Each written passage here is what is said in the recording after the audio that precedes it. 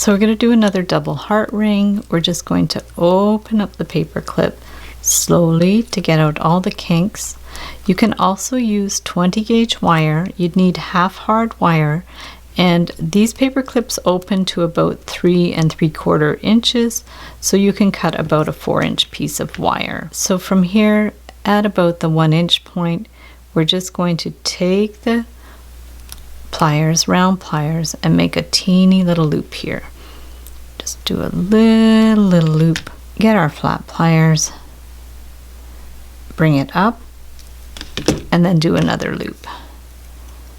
So we're going to take the round pliers and do another little loop. So there's one of our hearts. You can use the flat pliers to straighten it out. And then we're going to do another loop here. Bring it around.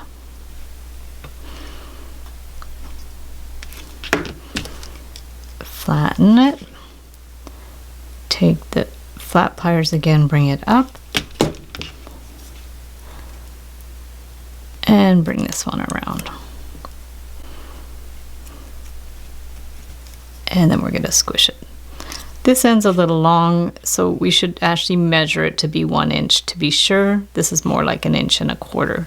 So now you're going to get your round form or your marker. Bring that one around that way and the other one around the other way.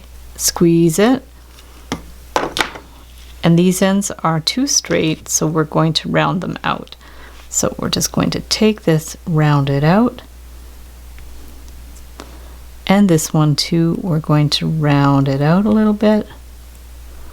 And here you can just manipulate it so it's a more round shape.